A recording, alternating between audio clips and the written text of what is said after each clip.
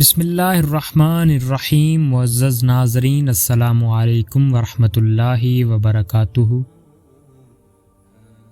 مصنف لکھتا ہے 10ویں ہجری میں جب سلطان سلیم کو خلافت ملی تو وہ حضور صلی اللہ علیہ وآلہ وسلم کی طرف منسوب تبرکات کو مصر سے استنبول لے آئے اور یہ اہتمام کیا کہ توپ کاپے سرائے میں ان کو محفوظ رکھنے کے لیے ایک مستقل کمرہ تعمیر کیا اور اس کمرے میں خود اپنے ہاتھ سے جھاڑو دیتے تھے۔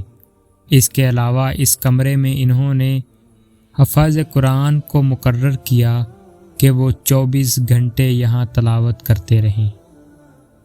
حافظ کی ڈیوٹیاں مقرر تھیں اور ایک جماعت کا وقت ختم ہونے سے پہلے دوسری جماعت آ کر تلاوت شروع کر دیتی تھی۔